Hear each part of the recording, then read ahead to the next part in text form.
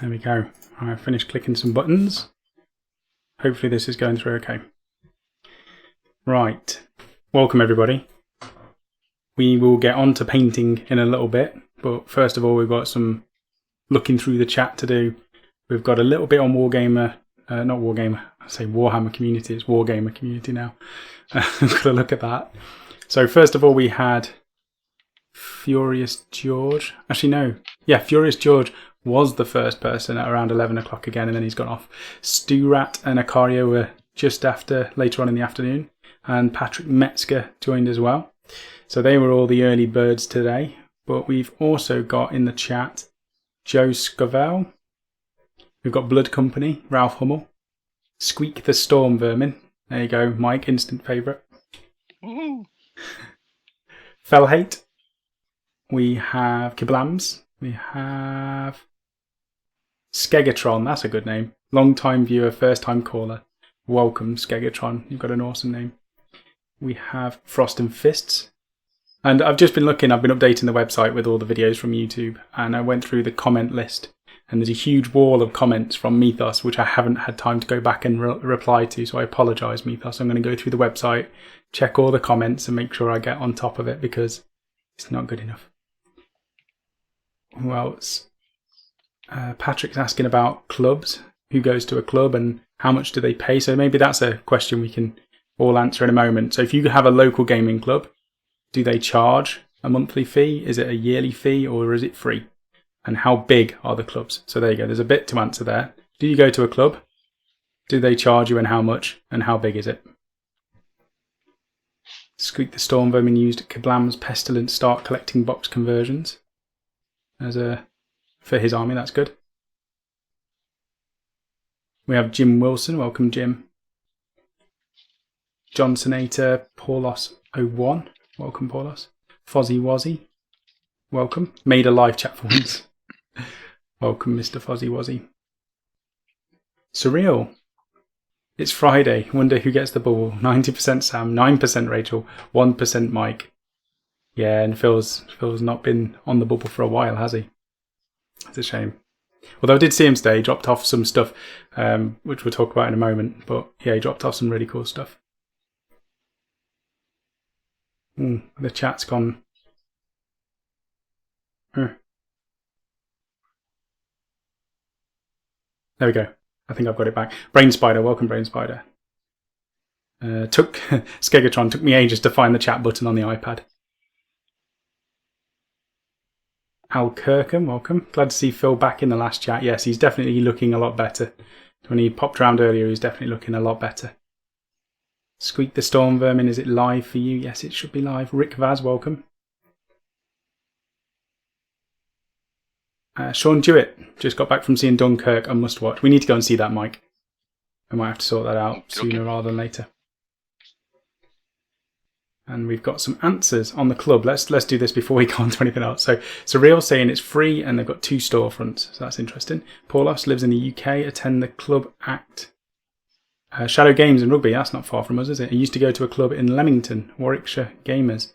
So I don't know, Paulos, if we know you, because we are obviously in Leamington. So we've got the Leamington Gaming Club, which we're a part of now.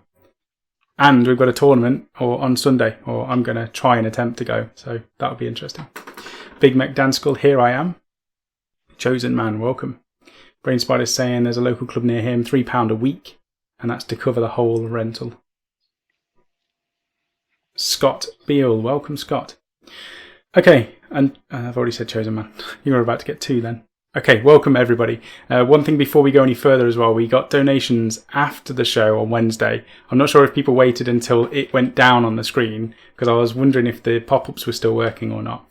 If you wanted to donate during the show to get your name up on the screen, then you just follow the link in the description. If you donate afterwards, it won't pop up because the stream will have gone. Now, I'd love to shout out every single premium member that signs up on the website. However, we can't due to data protection, but the donations is a little bit different. So if you do the donation, it pops up automatically and you write the message and your name and whatever you want. So that's under your control, not under ours. And I just wanted to say thank you to all of the premium members that signed up today and in the last few days as well. Squeak the Storm Vermin goes to a club called the Gaming Guild in Fort William, Scotland. And Jim Wilson's got 2 clubs that are less than 30-second walks from where he lives, and both of them are free. It sounds like they're generally a free thing then for clubs. Free or just enough to cover the cost for setting up the club. Mm. I think the one near us is £3 a week or £2 a week. Again, that's just to cover the costs of it, not to make any money from it. Okie dokie. So, Mike, are you working on anything tonight? I haven't said hello. Yeah, Mike's here. Me and Mike. Hello. If you didn't notice. Rachel is out at the moment. She's finished work for the day and she's gone out, but she may be back on the chat later. I don't know what state she's going to be in, so we'll have to see later on. But at the minute, it's just myself and Mike. Sam, you can at least name me as a premium member. I don't mind my name being spammed. There we go. Rain Spider's a premium. Paulus, if you ever fancy a game of bolt action, give us a shout. I'll bring the Russian Naval Brigade. Me and Mike, I mean, do you know anything about the Russian Naval Brigade, Mike? No. No, not yet. It's another thing for us to learn, Paulus, and we're more than happy to play as many games as possible. Even we probably won't be filming many bolt action games at first because we're just going to be playing a bunch of stuff, but we will definitely be open to playing games. And we've got the studio space, so if you're nearby, we can definitely sort something out on a day and we can play some games. In the US, your FLGS is free or they get a brick through the window. That's nice. Ralph, is Rachel out binging again? Yes, she is. That's what she does on the Friday night. I stay and entertain the rest of the nerds like myself. And we all just sit here. What happened to your nose? I've got a giant spot which I picked and I'm looking really, really bad at the moment. And I've got another spot up here, and I think it's down to the fact that I was having an hour or 2 hours sleep every single night and it's caught up with me. So now I'm going off at 12 o'clock and I'm going to sleep until like 7 or 8 in the morning, and I'm not doing daft sleeping patterns anymore. So the content will come out as it comes out, but I can only do so much as one person at the moment. Anyway, we'll get rid of my nose in a minute and my face in particular because we're going to go on to me painting something. Squeak the Storm Vermin. I only play AOS, but if you fancy a game, give us a shout. That's fine. We play AOS, 40k, Bolt Action, and soon Frostgrave. But priority-wise is going to be 40k, Age of Sigmar, and then Bolt Action for definite. Rachel and Pink will be playing all of the Frostgrave stuff. So they're going to run the campaigns, organise all of it, and all I have to do is turn up and film it and edit it. And they will deal with the rest of said. So that's to look forward to as well. Okay, we're going to quickly have a look at the Warhammer community. Now, so we have, this is my favourite update so far from Games Workshop recently. So this is Rory, who used to be in the store that I ran, and he was a customer and he was hilarious, and he still is. He's now working for Games Workshop, and he had this awesome, what was it, Beastman army, and he basically built it and painted it in a day and started playing as many games as possible, and he's still using it. And now he's roped everybody at Games Workshop into playing it with him as well. So he does a lot of the writing on the Warhammer community stuff. So it's worth reading through some of this because he is quite entertaining. However, they're doing a skirmish campaign in the office and Rory is taking over. So he's put, I think I nailed it, skirmish ladder, Rory at the top, Andy number 2 and 3, who really cares? And then he's also put, I mean, this is the level of editing from Rory. He's put, one thing you learn working in a creative industry, perfection can always be improved on. And this ladder was missing a certain Games Workshop charm. So he's covered it in as many skulls as possible and hammers, because that's what Games Workshop needs. But yeah, they're pretty much doing a skirmish campaign in the office with their little war band, which is cool. That's the first thing. Akaria's joined. Welcome, Akaria. What's this brain spider? One day I may have to investigate this rumour of something called a social life, and agreed in doing what you can for the channel. We were talking about that the other day, yeah. I'm still, premium's the priority at the moment because, you know, there's a bunch of people paying for content. So I'm going to continue releasing that and I'm going to continue to expand that. YouTube, I'm going to do what I can and continue with it, but I can't necessarily get a video out every day. I don't want it to be rubbish. I'm not just putting out a video for the sake of putting a video out, so it'll just be as and when I can with whatever. What was I doing? Oh yeah, we've got loads of Legion focuses. Shall we leave it till Wednesday and shall I just get on with painting, or shall we go through some of them now, Mike? What do you reckon? Well, the faction focuses, it might be worth doing when you got pink on.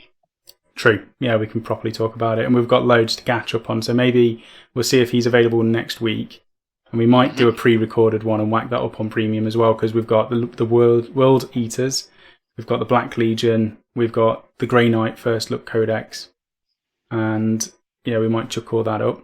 We've also got the update to General's Handbook, talking about order in there, so we'll probably talk about that next week at some point. Furious George made it and only hit snooze once. Dedication. And then those, what's he put in brackets? Though seriously, all the effort Sam puts in is true dedication. I just love the fact that so many people turn up whenever we go live and whenever I create a video, and that's what keeps me doing it. So thank you to everybody who's doing that. And same on the Facebook group. We had another really nice comment from, let's have a look, who was it? I think it might have been Ian or Scott. Oh god, there's just too many posts. I'm just skipping, by the way. I'm not actually reading until I get to what I'm looking for. We might have a look at this later. There's just so many posts. I don't even know who it was now. Why is Mike not at the club on a Friday night? Says Surreal. Mike, why are you not at the club? Because I live at the club. He lives at the club. That's the best answer. Well done. Scott Beale, there we go. So he said a nice comment saying that it's a nice Facebook group again. And if you're not in it, you're more than welcome to join. We don't accept any sort of spamming to all the different groups. I'm almost tempted to remove linking to different pages, because the best stuff is generally, this sort of creation, conversions, paint jobs, questions being asked, that sort of stuff. We have the updates from Games Workshop linked by different members, which is good for updates as well. And the Wargamer Online Chronicles is still going until the 20th of August, so you've still got time to join and enter that. Craig, Mr. Cragum Gaming, he's getting on with his Tau Commander with some cool lightning on his shield. Yeah. And this guy, have you seen the ethereal on the chair? He looks like a rapper in some sort of gang pose. Have you seen it, Mike? The Orca one. He's done like the display. It's Paul Tonks. He's done the display on the background. I'm not sure. I'll see if I can find it now. It's really cool anyway. He's done some really good work on that, actually.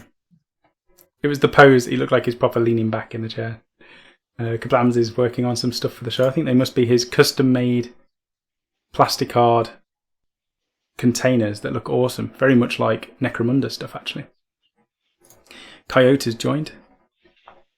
Painting-related question. How often do you change your parchment paper in your wet palette if you're using one? Depends if I remember to put the lid on it, Ralph. Because if I don't remember to put the lid on it, it's generally every 2 or 3 days. If I remember to put the lid on it, it can last for over a week quite easily. But that's the main thing. Surreal. I thought Mike built closets from... Oh, I can't talk about this anymore. You know where it's going, Mike. Dark, I'm guessing. Yeah, I have to pre-read everything Surreal says. Just in case. Oh yeah, and we'll talk about Warlord stuff in a moment as well. I'll show you the pictures before we start talking about it. But this was what we got from the German side of what Warlord Games gave us on Wednesday. We popped down to Warlord Games. They showed us around. We'll talk about that in a moment. But they didn't send us it. Band of Brothers. We've got the basing kit, which is cool. I've got the elephant tank, which is like a tank hunter in the German army. It's got a huge barreled gun. It doesn't have anything propping up the barrel, which is the only negative I can see. Like the Nashorn, I think it's called. That's my favourite looking tank hunter. And there's another one which was called... What was that massive one, Mike? Massive one? Ferdinand, I think it was called. It was another tank destroyer, but it was like a super heavy tank destroyer. That was cool anyway. Then we've got the Tank War book, which allows us to do platoons made out of just tanks, which is flipping awesome. And then a bunch of different metal blisters. And in there's like Flamer teams, Panzer Shrek teams, which are like bazookas, I think. Then there is some snipers. There's one sniper team in it, Waffen SS. We've got a mortar team, and then there's a Kubel wagon. I'm going to have to learn how to pronounce all this as well. And we got some dice and a dice bag. And then this arrived. Now this was sent to Phil's house, and this was from Patrick Metzger, who's is like supporting us on every front. It's ridiculous. He's so nice to the channel, so nice to us. So he bought these for himself, but doesn't necessarily have anywhere to use them at the moment. So he sent over from where he lives these 2 massive hotels from Foreground. And the box was heavy, like really heavy.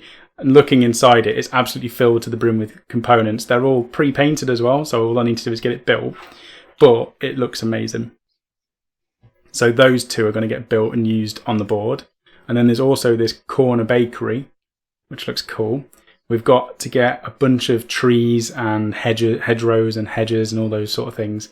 And Phil's going to build the board for it to go on as well. So that's going to be exciting. And then on top of that, because Patrick said he was going to send over this Foreground scenery, and I was like, oh, that's amazing. Thank you very much for that.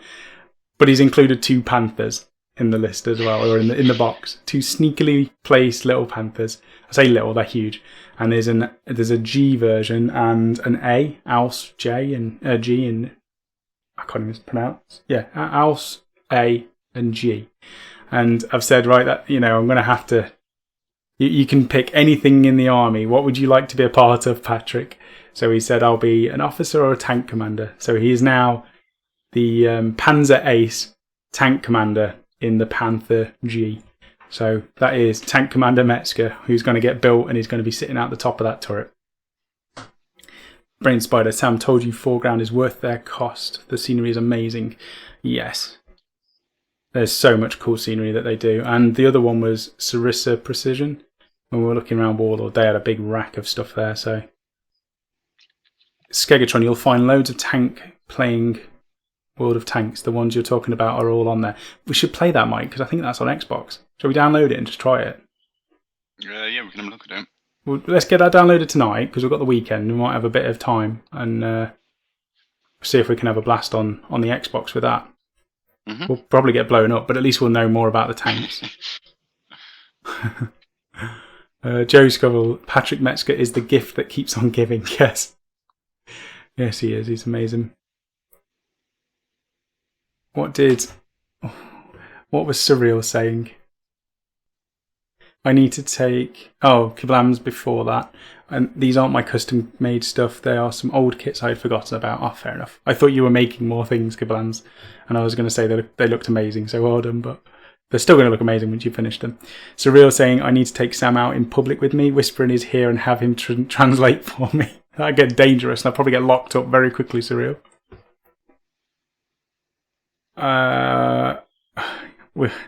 So Brain Spider saying we all know that the reason Mike is not on camera is because you're doing stuff with the things that you have in your house. We can't keep talking about it. They're saying it's the equivalent of the terrain to being tormented with pandas and cacti and palm trees. I did know he got hounded about palm trees, but at least it's Mike and not me. I just get the ginger statements constantly. Surreal. Okay, I think I've caught up. Oh, no, it skipped. Don't do this to me. Thordalim de Caladai, evening all made it to the history lesson, I see. No, we are very bad at history, as you know. We're learning, though. We're definitely... Me and Mike and Rachel, Rachel didn't want to watch Fury, and she'd been saying she's not going to watch it at all. And when we finished at Warlord, which we'll talk about in a moment when I start painting, we went and watched Fury. We bought a pizza and all 3 of us sat down and we watched Fury. I loved it for the 5th time that I'd watched it. I know it's not historically accurate and it doesn't really make sense, but I quite enjoy tanks and things blowing up and stuff. Rachel wasn't impressed by the end of the film. She said it was okay, but she's all World War II'd out and she doesn't want to watch anymore. But what do you think, Mike? Did you like Fury? Yeah, I quite enjoyed it. I didn't really know what to expect with it because I'd not really looked at anything for it. Mm. But it's definitely worth a watch. Sorry, I was reading. Yeah, and that's why I watched it like 4 times. Squeak the Storm Vermin starting on his Warp Lock Jezzails. Wish me luck. We wish you luck, Squeak. Paulus, that's really cool of Patrick to do that. Yes, it is. Clinton Liam. Welcome, Clinton. Brain Spider's got a load of Waffen SS and some other German stuff. Going cheap for bolt action. None of it is painted either. Wink, wink. I think he's trying to shift on some German stuff there. Skegatron is saying it's free for World of Tanks, so we'll definitely download that after this. And Cyril's saying that's why you're not on the video, you're playing Xbox. Why are there so many bits on 3 snipers? Clinton goes to Snake Eyes in Chiswick for £3 per week, which is good. Cyril's 30 minutes in and not one Sam's a ginger or hashtag Magic Mike. And Skegatron wondered what the smell was, ginger people. That reek of amazing, you mean, Skegatron? Rachel's almost on her way home as well, so there'll be extra ginger reinforcement soon. No spoilers, Surreal, please. No spoilers. An underdog is joined. Okay, so I think that was it on there. Let me turn off. We'll talk about community stuff later. Let me see if I can turn this around. And I apologise in advance about the audio shift. I can't get this microphone that I'm using now to shift over to there, so the quality may change. But bear with me for just a moment.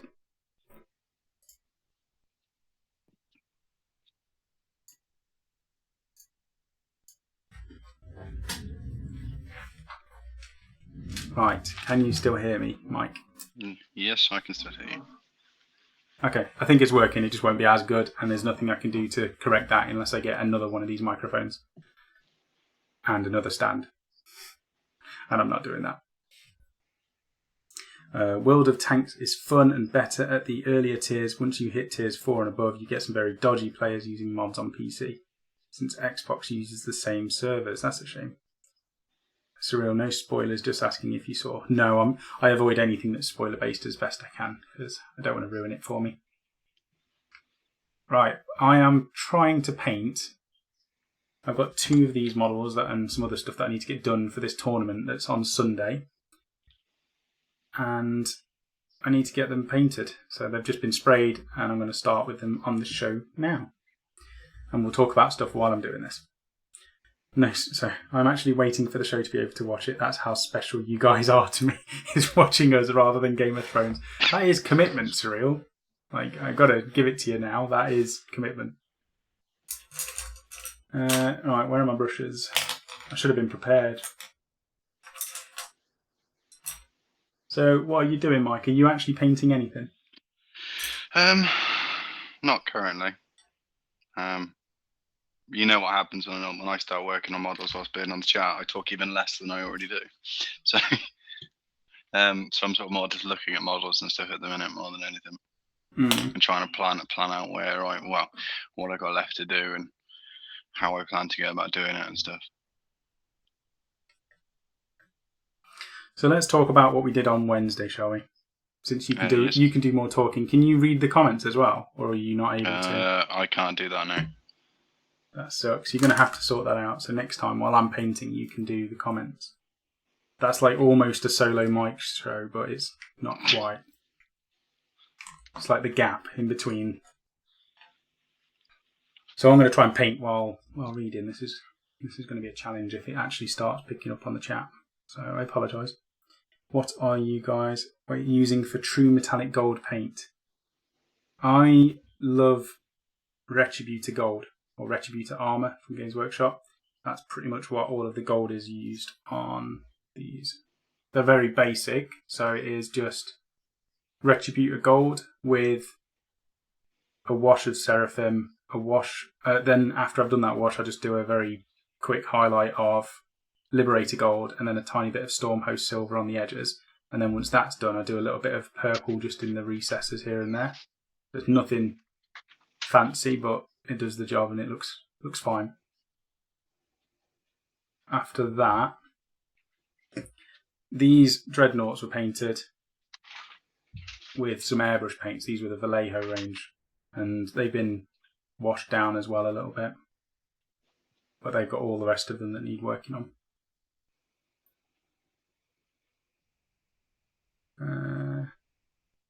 Squeak saying I'll build these snipers, then maybe paint my Storm Fiends. You love Storm Fiends, don't you, Mike? Indeed. Your Mate, favourite models. I think there might be, yeah. Definitely up there. Jaralim, thank you for subscribing. Brain Spider, I wait for the entire season of Game of Thrones to end and watch it in a marathon, so I have to avoid spoilers all the time. Baby steps for Mike, says Big Mac Danskill. Why can Mike not read comments? All he needs is a laptop or a PC, and that can get YouTube. Yeah, you just need to set up the laptop, don't you, Mike? Really? It is being used currently. Ah, okay. I don't even know if I was going to do red, but I am now. Here we go. Where are those models from, Sam? This is the... So I'm using these, or Rachel's using these, as Vindicare assassins in her custodian army, and that's because they fit better. So the Psykers are going to be in big red robes with gold. These blend into the army a little bit nicer, so they're going to have red robes with golden armour again. And just so they blend, and they look nicer than the Vindicare assassins in their like lycra. But these are, what were they called? What's the regiment? It's an Imperial Guard, Astra Militarum regiment. I always forget their name, but they're one of the best. Vostroyans, that was it. So the Vostroyan snipers, and you get 2 of them for like £8. They're the same 2 every time. So you get one with a cool mask, who's my favourite, and you get one with a bare head, who looks a bit rubbish in comparison. But you like the bare head one more, don't you, Mike? From what I can remember, yes. With the moustache.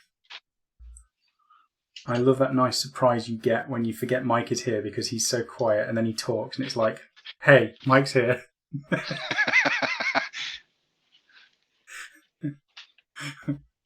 Half of the time, I think people only turn up for you. I think it's more than half. For the minimal amount of speaking that I do. Hey, I'll let you speak the whole show. I'm more than willing to let you take over. Oh, I bet you would be. Do you want to talk? I'm talking currently. For the show, okay. Then do pop out chat, says Surreal. There you go, Mike. You can pop out the chat somehow.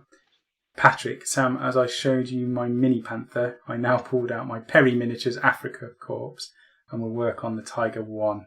See, the Tiger is an amazing tank as well, and there's a King Tiger. And in that tank book, the Tank Wars book, there's like a scaling sort of thing, so it shows you how big they are compared to the other tanks. And we didn't even realise what the sizes were like until looking through that book, and it's insane. There's some massive tanks. But I definitely need to get the Ferdinand at some point, the Nashorn. I just like the tank destroyers that the Germans have. Well, the thing we were trying to do the other day is like when we were going through, well, you were going through your German book and I was going through the US, is finding out what things that we can take in the different theatres that we're looking at doing. Because there was some where it was a case of, well, we're not going to be able to use that. Well, we did pick theatres roughly, haven't we? We've kind of chosen Normandy as one of them. Yeah. And Italy as the other one. And I think we were looking at going into, what was it? The Market Gardens, Operation Market Gardens, and almost like defending the Berlin at the end, I think. That's the next bit that we're going to step into. But for the starter, we're definitely going to do Normandy and Northern Europe in general. Let me just go through the chat. Oh, yes, let me just... I was going to say the name. Thank you, whoever it was that just subscribed. I think it was Rob something, but I was letting you finish, Mike. That's what happens when I'm polite. Next time when you're talking, I'm just going to go, shut up, Mike. It's time to say thank you for subscribing or whatever. Scott Beale's just finished his 3rd HQ for his Gene Stealer Cult Force. It's a Primus. They are awesome choices. You're cracking on with that Gene Stealer army as well, Scott. Mute the video to eliminate tin can echo. It's not the video, I don't think. This is what I was testing beforehand. This microphone isn't as good as the other one, but the other one is a much better microphone. I'll see what I can do for the next show. I apologise if it's horrendous. Brain Spider uses the internet browser on the Xbox One chat and then uses that to follow the comments, but maximising the video.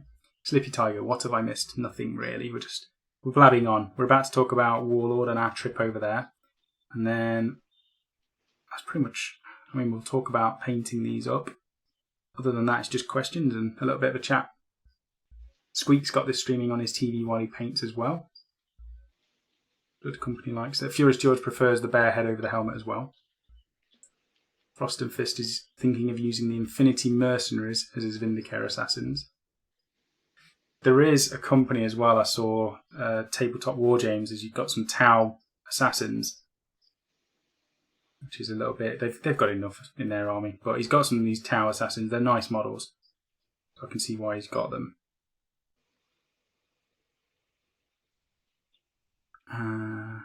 G-Stealer, welcome G-Stealer. Blood Company, hey Magic, have you ever played any 8th edition with your Marines yet? No, I haven't actually. There's a few of them that aren't on bases and stuff yet, so I think I was planning, I was trying to avoid using them before they're completely finished, because I have a tendency that when I start playing with stuff, it's like, yeah, it'll just stay like that now. But I need to get these finished. So I don't really know how they're going to play yet. Oh, I'm the same as well, though, aren't I? I won't stop playing until they're painted, so we'll be in the same boat. Yeah. And whichever one of our armies underperforms, we'll just fix it. Well, we're unsure how things are going to be with that. Well, I'm a little bit worried with mine, just because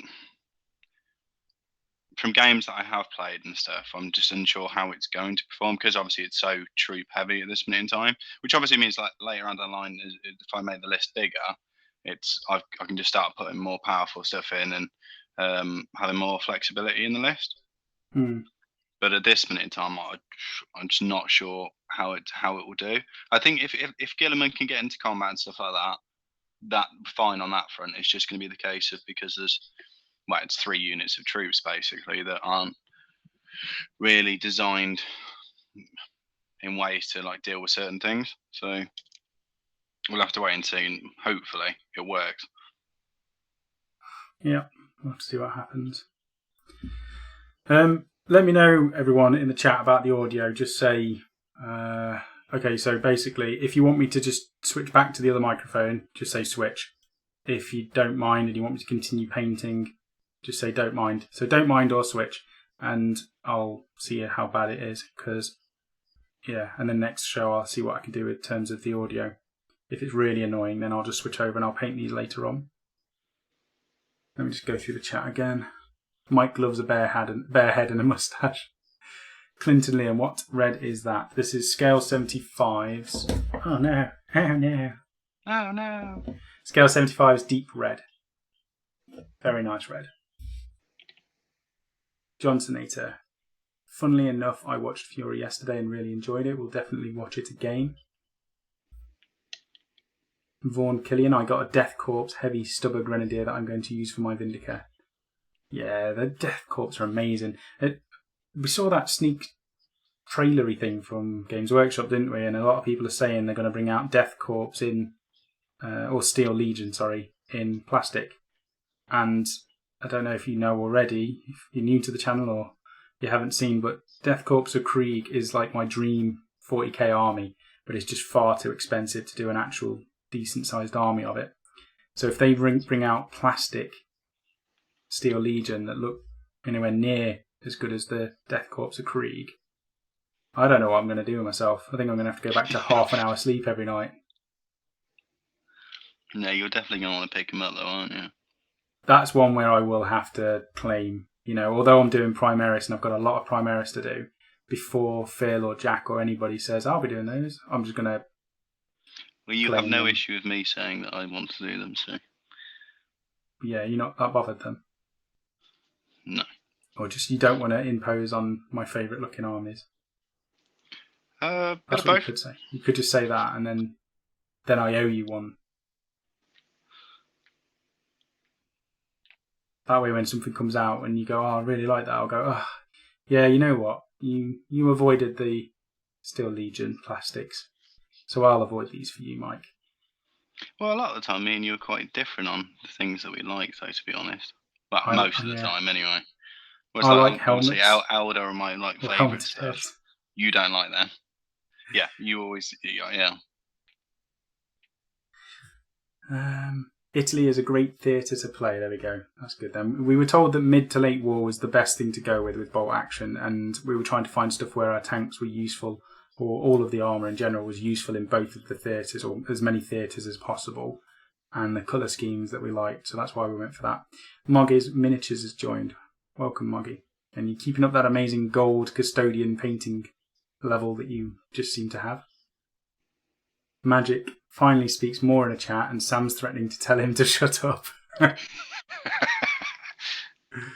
Hussein Alobaidai, I think I pronounced that okay.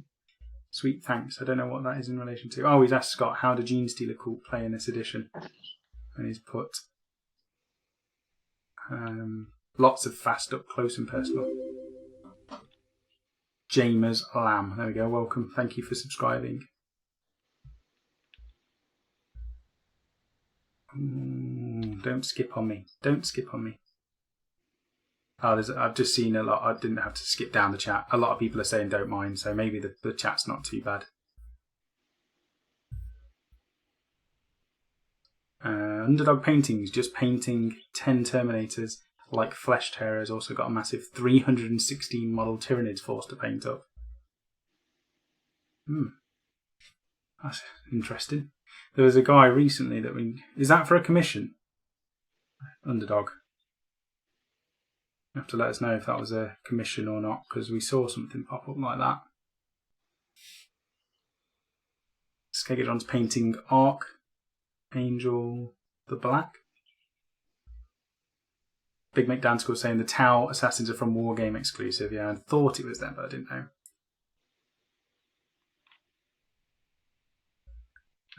Does anyone in this chat or Mike or Sam play Blood Bowl?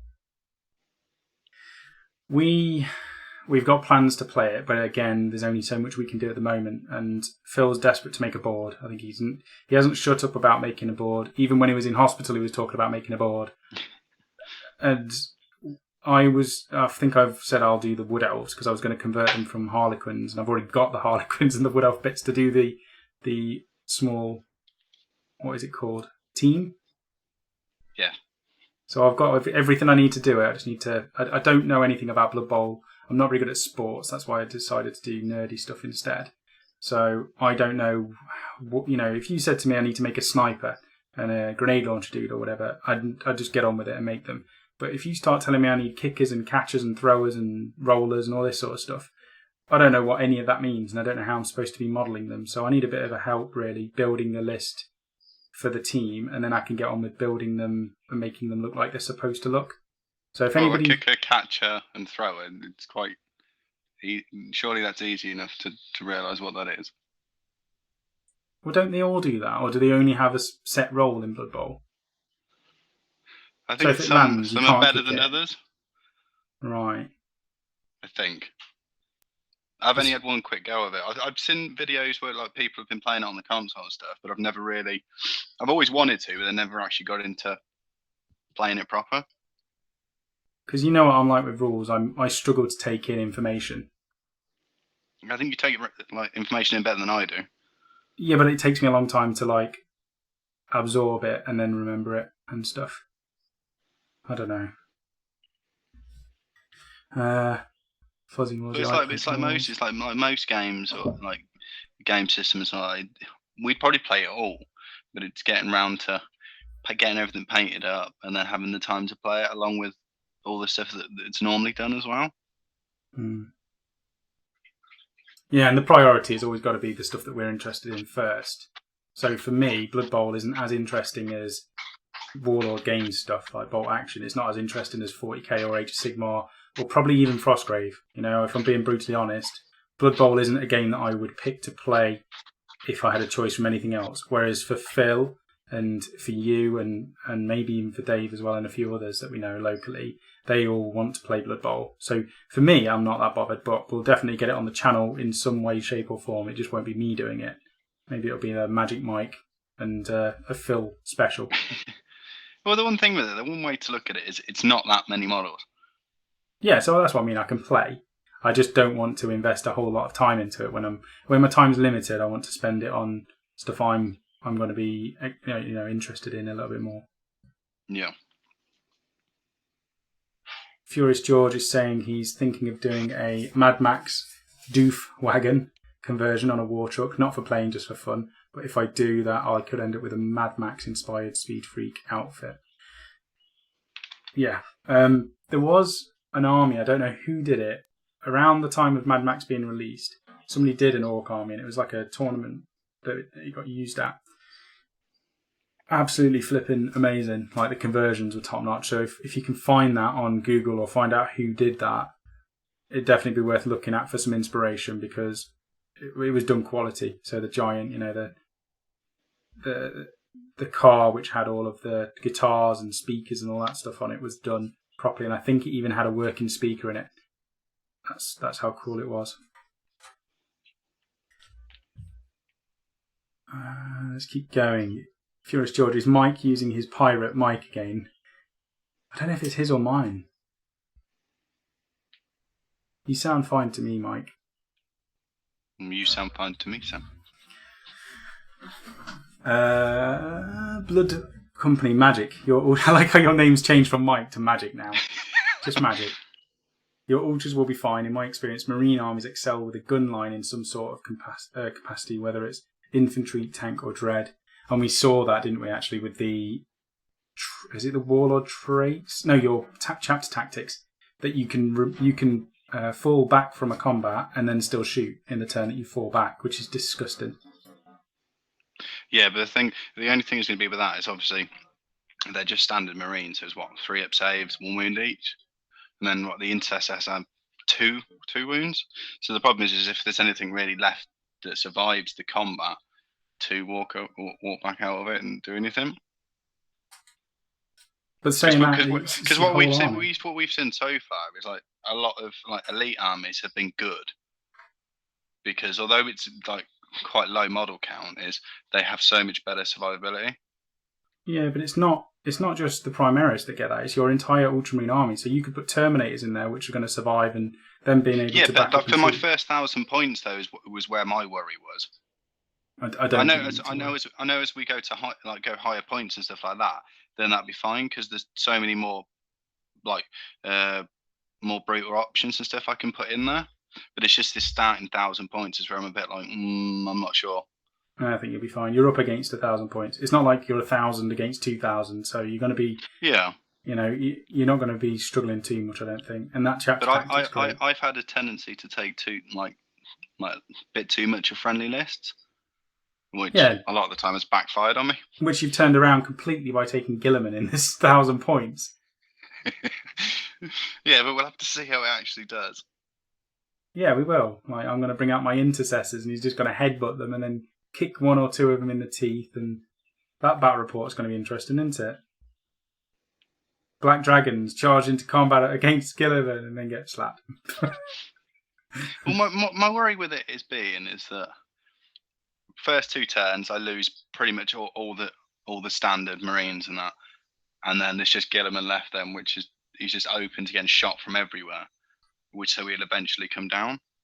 Okay, well, if that's what you're worried about, that's what I'm going to do. I'm going to ignore everything apart from Gilliman and just follow your worst fears and see how that pans out. We shall see. All right, let me carry on looking at chat. Underdog painting, yes. So that is a commission. It must be the one that we saw then, because that was about 300 models they wanted painting, wasn't it? Over 300. It was like 88 gargoyles or something, 50 odd termagants. So it's just a metric ton. And there's a load of warriors and stuff as well. Yeah. Brain Spider, I'm taking a break from painting, already painted 9 zombies for Black Plague tonight, as it is. Coyote saying AOS minis would be fine proxies, but not having the Dark Elf team produce lets me not play for a while. I can stick to painting my Infinity Nomads and playing Guild Ball. Yeah, we've got Guild Ball to play as well. I think there's that Star Wars Imperial Assault as well. I think there is. Yep. There's a lot of stuff. Yeah, we've got a lot to do. Squeak's off for a bit. He says he'll probably be back. So see you in a bit, dude. Fuzzy Wuzzy, Sam, I would definitely be up for helping you out with ideas for team composition. War dances are a must.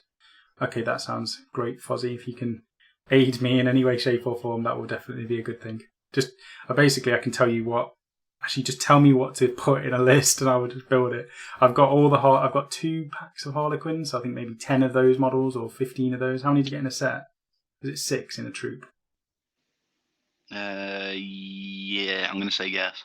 Okay, so I've got 12 Harlequin models, and then I've got the Glade Guard conversion bit. So I've got some cloaks and some heads. What I really want is hundreds of the Ranger heads. I might ask on the Facebook group or somewhere on Facebook if anybody's got them for cheap or whatever. Because those heads... Did you also use all the ones you had then when you were doing them Scions? Yes, yeah, definitely. You only get 10 in a pack, so you can build them with the helmeted heads for the normal dudes, Eternal Guard, or you can build them with the hooded heads, which are for the Rangers. But the Ranger heads are my favourite head. If I could just get like 300 of those, I would use them in every army. Okay. And I don't think I get bored of painting hooded heads, because I just think they're so badass. Probably start Dark Angels with those. No, they're a bit too small. Anyway. Sam has a hard time figuring out who's the pitcher and who's the catcher sometimes. Struggle everything. Al Kirkham saw Dunkirk yesterday as well. He's saying it's a good movie. Great movie, in fact.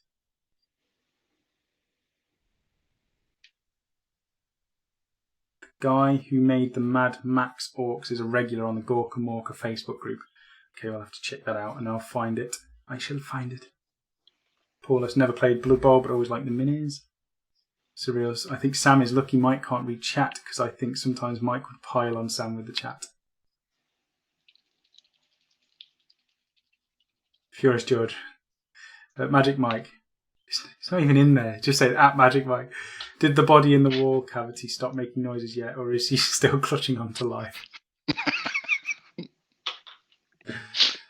Oh dear. Magic needs an IG army. That's just tanks. You can get 6 in 1,000 point list. Magic, you need a predator or something to not only drop the hammer on the opponent's big nasties, but also draw attention from the infantry. I think you will need to get tanks, but at the minute I haven't got a single tank other than the repulsor, which I'm not even including until later. Well, I think a lot of the things that I was looking at doing was there was definitely going to be vehicles in there, so there would have been at least like one Vindicator, probably another Rhino or something in there. And Stern Guard was the other thing I wanted to put in the list, and then maybe some Dreadnoughts. But obviously what I was trying to do is more or less stay away from the Primaris, because obviously you were going with the complete Primaris army. So I was going to go more the standard Marines, and then maybe have something here and there. This was the thing when Mike said, I'm going to stay away from Primaris. I was like, okay, cool. So I know at this point there was only the Dark Imperium set. So I bought 2 or 3 boxes. I think it was 3 boxes of Dark Imperium, thinking, here we go, that's what I've got available. So I've got everything in Dark Imperium. Mike then gets a box of Dark Imperium and says, I won't be doing all the Primaris, just everything that's in Dark Imperium. So I was like... Well, no, but I haven't used it all. No, you haven't. You haven't. But what he did was just buy the Dark Imperium and say that's all he's got. So I was like, well, that's everything I have available. It was only till later that he said, I'm just going to use the Intercessors for now. So I was like, oh, you've got a Primaris army with Gilliman. I was like, this is going to be... This is going to be fun. No, so I'm avoiding all of the new Primaris stuff and all that. So it's all the standard stuff, but I still quite like the old Marines. I know you definitely prefer the new Marines, and yes, they are better, but I still don't mind the old Marines. I might need to trade some old style Marines. I've got a bunch of Mark III, I think, and Mark IV that I might swap for stuff. Either bolt action. I might make a list of all the stuff I'm not going to get around to. List it all on my own Facebook page, like my whatever it is timeline. And anybody who wants to swap stuff can do. I might just do that to get rid of it because it's just sitting in a wardrobe. I'm getting feedback now. Are you? No. No, it's your microphone then. What else do we have? Some Coyote saying, I've noticed that some of the armies start slow and don't really have options open up until 1,500 points. Underdog Painting, who was it who said that and when, please? It was a few weeks ago. I'm not sure. I think it was just a message we got through, and it was just about a commission that might have been available. So that was ages ago, Underdog, but you've obviously got it now, so I wouldn't worry. It's a big task. That's a lot of tyrannies to paint. So it's probably going to be a bit. Holy moly, sweet Jesus. Life and God has been good to me, so I hope this helps you guys. Al's just donated £100. Oh my God. I don't know if that must be the Al who's in the chat. Al, if it is you, thank you very much, Al. And I'm glad that the pop-ups are working, because last show we got the donations afterwards and it was like, oh, nothing popped up on screen, so I didn't know whether it was going to be my fault, but that definitely works. That's incredible, Al. Thank you very much for that. It's insane. Wow, I've completely forgot what I was talking about. My mind has gone. I have no mind. I have no brain. What was it? What was it? I was going to go back. That's all it takes to derail a thread. Just a donation. Especially a donation of that amount. That's insane. Okay. Brain Spider. Predators are awesome too. Always get one in a Space Marine army if you can. We need to get a. I mean, I've got 2 or 3 rhinos, haven't I? Well, the rhino that I have got, I know I got from you. Yes, but I reckon we can. I've got some other. I think 2 or 3 rhinos that have been base coated up in Space Wolf colours. I think they're just grey basically with a dry brush. So what I might do is see if I can sell them to Luke or somebody, and then we could potentially get a Predator or something to bulk out your force as well. And that way you've got some more armour, because at the minute you've got a Rhino in your army. So yeah, and I've only got 1 repulsor, because I was thinking I could, I think I'm definitely going to need more repulsors in the long run, just because that's the only real anti-tank stuff I've got, other than 1 weapon on a Dreadnought and charging with the Dreadnought and charging with the aggressors. It's pretty much all heavily based on that repulsor, so I need to look at maybe getting a few more, and they count as transports, so it's not. Are you not having you're not going to be using the plasma interceptors? No, the Inceptors are. I don't think so. Definitely not the Inceptors. They're far too many points for what they do, and maybe I'll do the Hell Blasters because I can deploy them further up the field if I'm using the Raven Guard tactics, and that way I can get a round of rapid fire shooting. Somebody in the comments for one of the videos the other day mentioned that, so could definitely do that. Let me just get through this chat. Thanks for the tip with the Retributed Gold. Just remembered I had a pot of it but never used it before. Works great thinned with Flow Aid. Yeah, you definitely, whenever you're thinning the metallic paints, especially the thick base coat paints, use some sort of medium. I always use Larmian medium to thin it, but don't use water, because all of the flecks in the paint part, they separate from the mix. So you definitely don't want to use water. Surreal, I love tanky army. Necron heavy destroyers make short work of them, and then sometimes go boom, which is real nice. Yes. Go Tau, everyone plays Tau. Paulus, oh no, wife's just switched on her dryer, can't hear a thing now. Okay. Akoya saying, wow, Al, that was awesome. Nice one, Al. Al for the win. Wow. Akoya, Sam, that's 2/3 of the value of another Dreadsaurian for Rachel. Yeah, I've got a video which is out next week on what I'm doing with that Dreadsaurian for the Black Dragon army as well. So I'm gonna work on that next week. Don't tell Rachel about the £100 or she will want another Dreadsaurian. I think we'd get the first one done first. To be honest, we were needing to upgrade the Vimeo account, and that's costing us £190. So I think that will definitely go towards that, and we don't need to worry too much now about being able to upgrade, because we've been running out of space on our account, and they don't let you pay monthly for the upgrades that we need.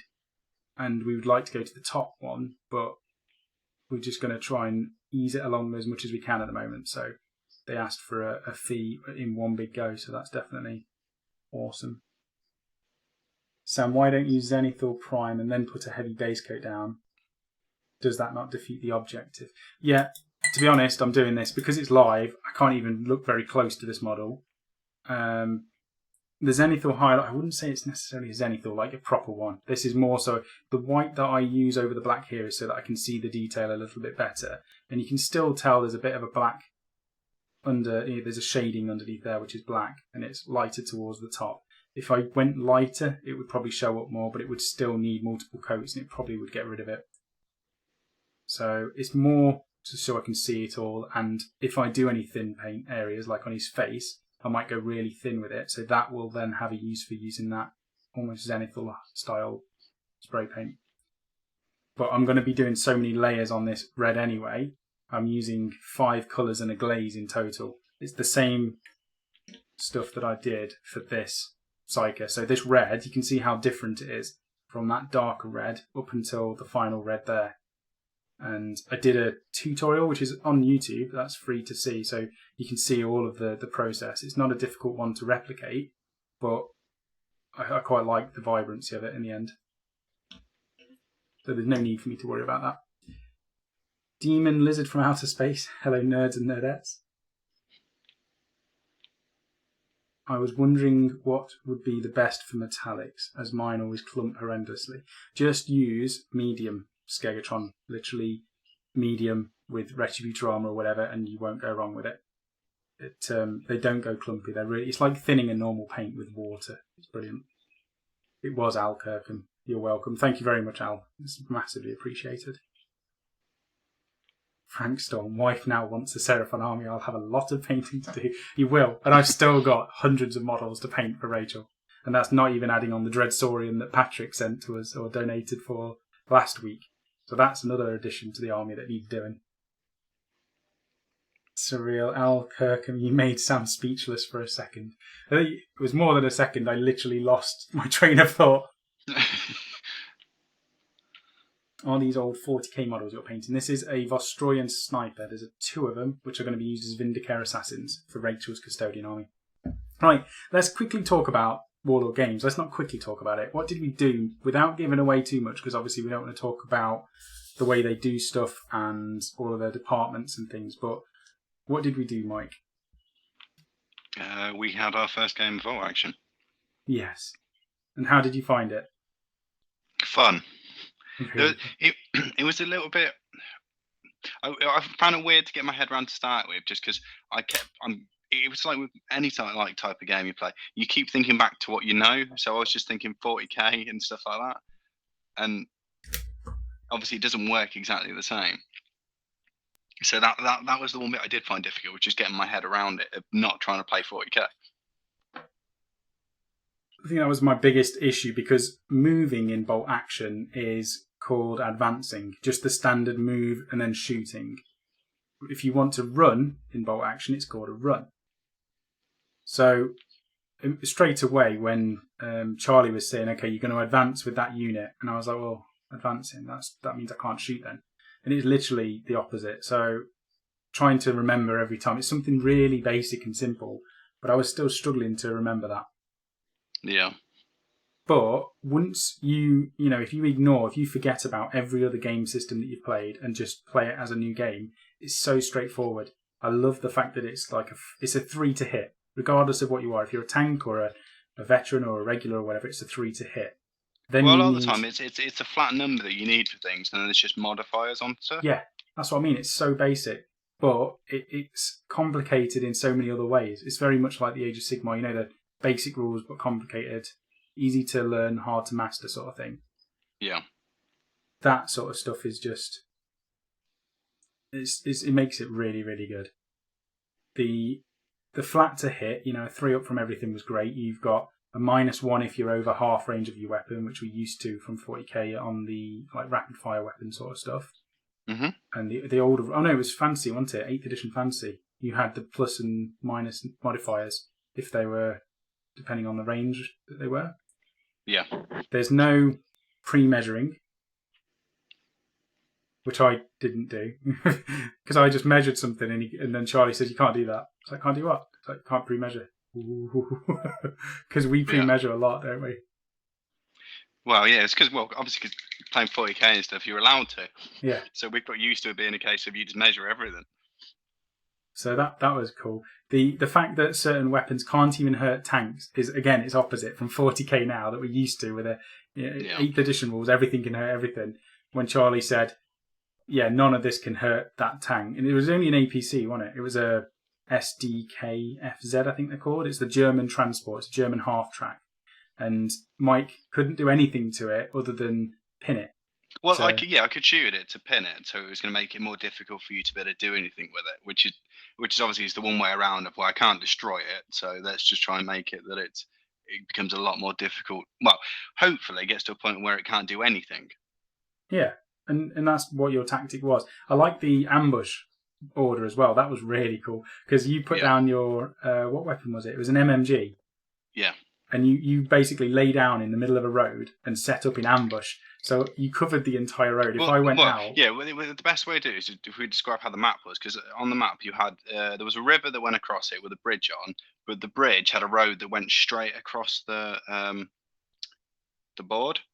Yeah. So it went all the way across. I'd set that MMG up on the one end of the board, and because it was an ambush, it was a case of that road was completely off limit, other than if Sam was prepared to walk out and me get some shots off at him. Yeah, which I wasn't. Which is good, because that the MMG unit, that if I move with them, it takes a while to get everything set up to shoot again. I think with it, so it was better for me to just once they were put down, they're stuck there now, but they're in probably the best position they could be in. To stick them on ambush, that means that they can just occupy that road. It's one less bit of the map that I have to worry about then. I just realised I'd been painting a boot like it was part of his clothing. Sorry. Okay. The other big thing was the combat was so quick in Bolt Action. Oh, I love the combat. The combat was great. I had 6 veterans charge a 10-man unit, and Charlie didn't tell me until he let me change my mind, but I said, nah, it's too late now. I've gone too far, basically. In my mind, I'd already charged him. And he said, once I decided to charge, he can now use an order to make that unit fire upon you. Like basically an Overwatch, but there's no negative. And that was because I hadn't used an order already. Yeah, they didn't have any orders, but there's no like 6s to hit. You hit on a 3 with whatever modifiers you had, but you got a bonus because I ended up being within the 6-inch range or whatever. So you were hitting me on 2s and then wounding me on the normal like 4 or 5 or whatever it is. 4s, I think it was. So you killed 4 out of 6 of my veterans straight away. And then I didn't cause anything to you, and you basically just ran me over because you did more wounds than me. Well, yeah, that was the thing with the combat that is good. Is it's quick, and it just you're not taking like several turns to do it. It's whoever does the most wounds in that combat, they win, and their opponent's unit is wiped out. It's whoever does as simple as that. More wounds, isn't it? That's as simple as it is. So, and if it's a draw, you fight until somebody wins. That was the other thing. Mm-hmm. So you keep fighting until somebody wins, and then basically the unit's dead. The only thing that doesn't... I think you said that fanatics are different with that rule. So if you play in Japanese, all of their army are fanatical, so you don't suffer that... You don't get wiped out if you get beat in combat or something. I don't know 100%, but that was one of the rules Charlie was saying. I think it was a case that they would just stay there even if they've lost combat down to... I think it was only if they get down to the last man. Yeah, but they're dead at that point, aren't they? So yeah. It's not like, if you send a 12-man unit in and you only lose 2 of them, but you only manage to do 1 wound, they beat you, they wipe out the rest of your unit. That's horrific. So I like it. Hold on, there's a lot of chat. I'm going to keep going through this. So Surreal's saying, at £200, Mike dances on the pole in a Speedo. Nurgling says, boom shakalaka. He's put a little tick thing there. How has he done a tick? Or is that... Don't know why that's got a tick next to his name. Maybe that's because we're subscribed to him. I don't know how YouTube works entirely. Brain Spiders then put, at £300, he dances with their strippers. Sam, could you ask Phil to create a pop-up GIF animation for the donations, which shows some dollars slipped into Magic Mike's Speedo. Oh dear. We can certainly look at it. You can get all sorts of things. You can get tip jars, and I said TIP, not the other one. Tip jars. I was going to say that wasn't what I heard. And you can put them on the screen, so whenever some donations are done, some money gets thrown into the pot and rattles around. So we could do things like that. Toby just subscribed. Welcome, Toby. And Surreal's then put at 400, he picks up change without using his hands. Oh, that is talking about a stripper. Let's just keep going. Paul's pinning in bolt action is so important as it makes a mess of your opponent's plans and puts you out on the front foot. The pinning was amazing. I really liked the pinning side of the game. Mm-hmm. And it's one way to deal with tanks. It's an alternative. Normally it's kill or be killed. Well, that was the one thing we were unsure of, is how it exactly works with tanks. Is like, obviously I had nothing on the board that could do damage to your tank. Well, yeah. Other than in combat. In combat, you could have hurt me, I think. Yeah. So would that have meant that me just keep putting more and more pins on you? Does it just get to a point where it's gone, or is it just a case of there's too many pins in it for you to actually do anything with? Because that was the one thing we were unsure on what it was. If you have as many pin markers on you as your morale is, I think, you're just taken off the table. So if I'm a regular, because they have the different ranks for every unit, you have inexperienced, regular, and veteran. If you're a veteran, I think you have a morale of 10. It's 9 for regular and 8 for inexperienced. So let's just say I've got 9 and I'm a regular tank.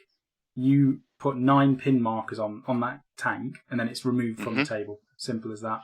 Okay. Certain weapons add extra pin markers. So if you've got things like mortars or I think HE rounds, they do extra pin markers, and flamers do as well. One thing I read for the flamer rule is it ignores a lot of cover as you'd expect it to do. So if you've got gun shields or if you're behind a wall or building or something, the flames just go over it and just basically ignore that.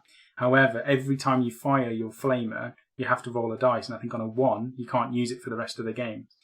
But if you do that on an infantry model with a flamer, you remove the model from the table as well as the loader, because it's useless at that point.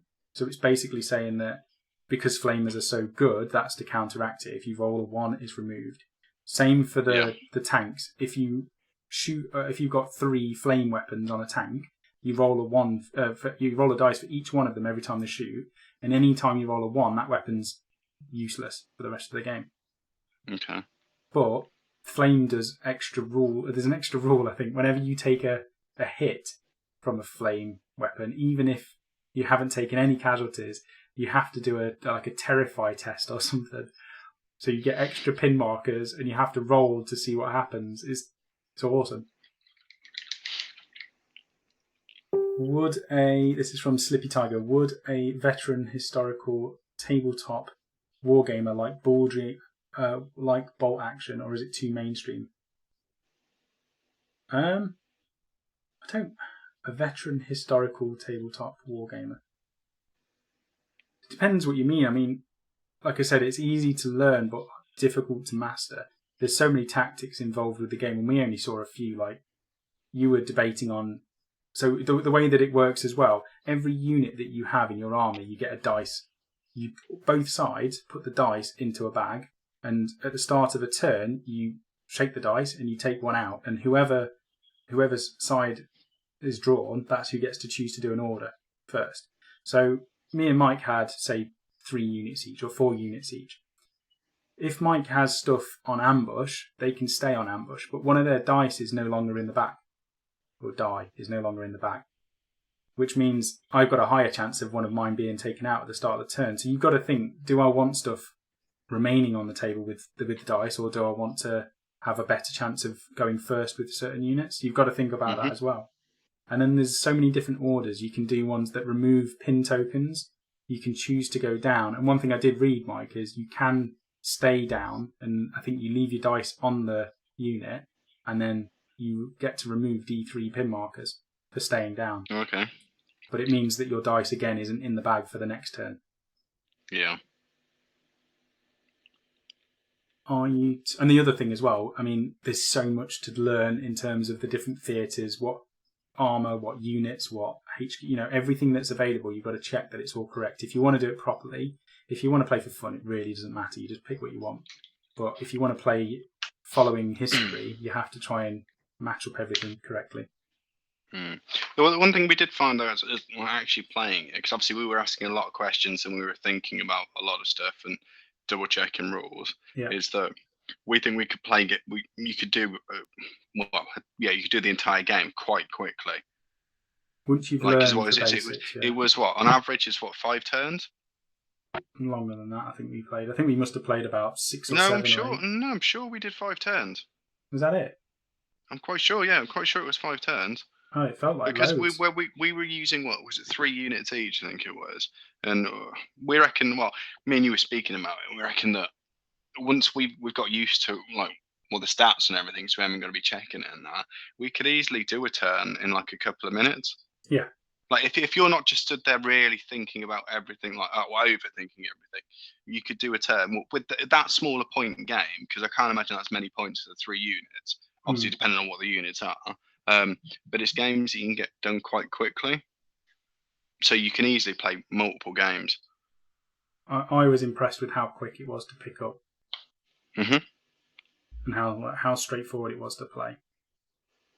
And I'm pretty pumped. I want to get these custodians done for Rage, and then I'm going to start building the bolt action army before anything else. I'm going to do my black dragons at the same time, so I'll be doing bolt action and my 40k at the same time, and I'll do them in bits, just to mix it up. So I might do a unit of German grenadiers, and then after that do a unit of black dragon intercessors or something, and just switch between the two. Yeah. Just to mix it up. Otherwise, I'll get drained very quick. Blood Company saying bolt action sounds pretty amazing. There's a huge moth flying around. My brother and I was thinking on starting something new in a few months. Magic and Sam, what order would you recommend between AOS, bolt action, or a skirmish game? That's difficult. Rules-wise, I don't think you can go wrong with Age of Sigmar or bolt action. Or, either of those, they're very simple to learn and easy to get armies built and ready to play. I'd say it goes down to whether you want to play historical or whether you want to play fantasy more than anything. Yeah.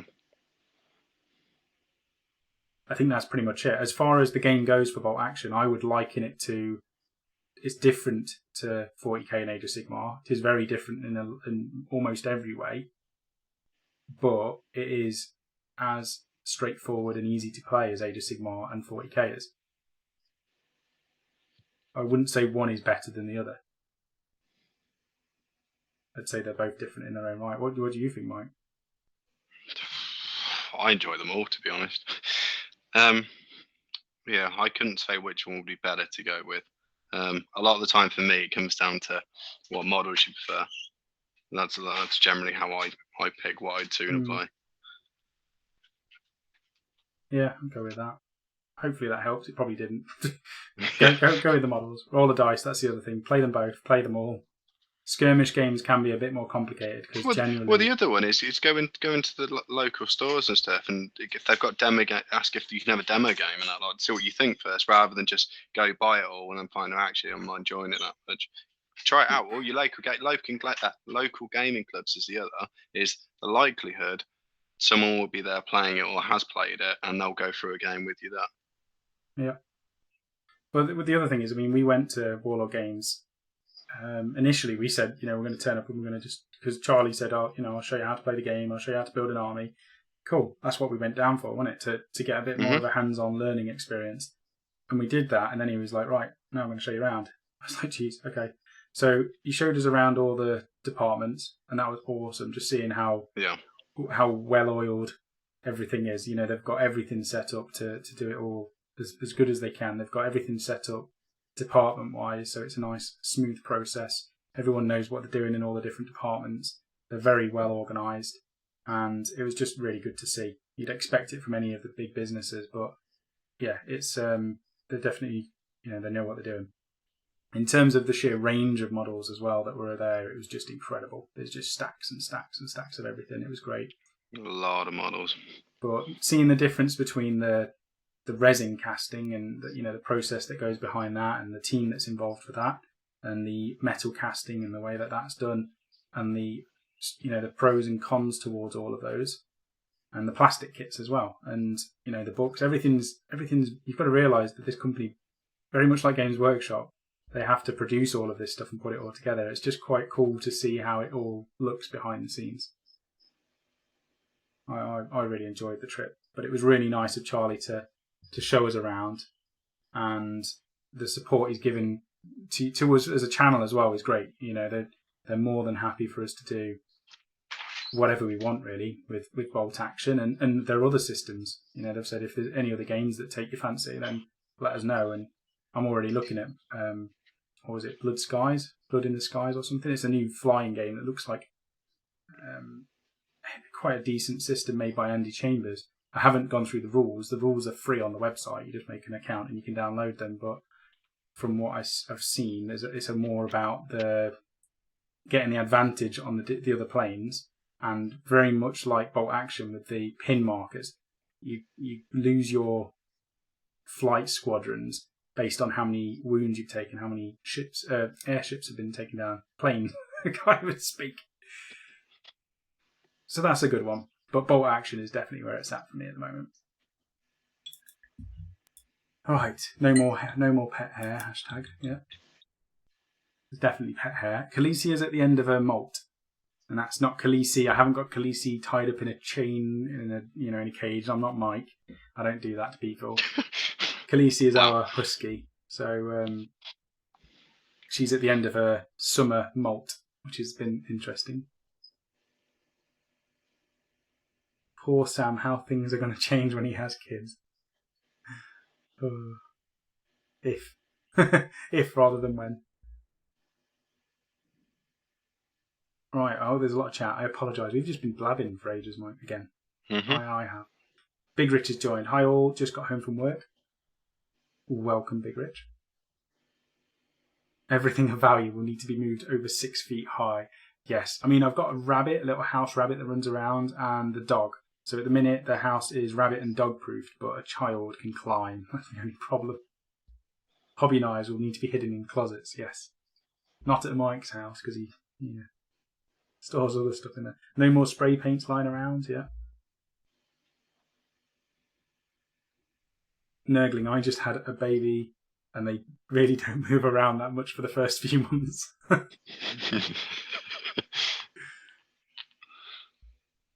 Brain Spider's saying about you can get a 500-point army for Bolt Action by buying a single plastic infantry box, £100. Oh no, 1,000 points. You can get for around 80 and 90 quid. Charlie was saying about that, wasn't he? The different boxes you can buy. Generally, around the £100 army box is 1,000 points. So you're getting good value as well. £100, 1,000 points. Wasn't there a British paratroopers box, and that was like 50 quid for 1,000 points? I think that was the US Rangers.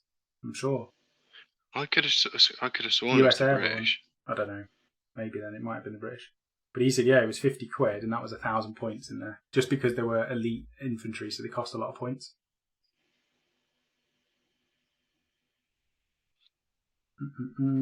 Oh, apparently the sneak video could be Necromunda, apparently. I don't know if it would be, Necromunda, I mean, they've got Armageddon, which is effectively Necromunda. It's its spiritual successor. I would say it's going to be... I'm half hoping it's going to be Steel Legion, but I don't want it to be Steel Legion because it's going to cost money and a lot of time to get them done.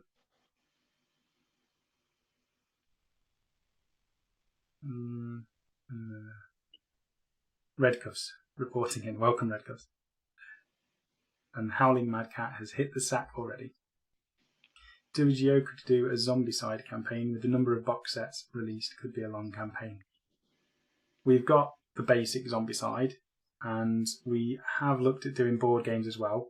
Again, it's time, and I think Phil said to me today, he's like, if somebody invested £100,000, we could get people involved and, pay salaries to get people to... And I was like, yeah, okay, Phil, we just need to find a millionaire that's willing to drop money and, just let us get on with it. But he was like, yeah, we could have Mike doing one game. I could do another game. Every single person can just focus on a game and their job is full-time just working on content and bringing out a whole host of stuff. And I was like, yeah, that would be amazing, to wake up in the morning and know that you've just got to do one thing. You've got one goal. If I could just work on bolt action, that would be amazing. Or 40k or whatever would be my game. And Phil would just be making scenery every day. So he'd wake up and make scenery or something. It would just be a dream. So I think he is still on morphine. So I think he is still out of it at the moment. Oh no, don't skip on me. They are lining up Age of Sigmar to be revealed to be inside the Eye of Terror, right? That would be amazing. All those years they've said, it's not going to be linked. They're not linked. It would be great if it was.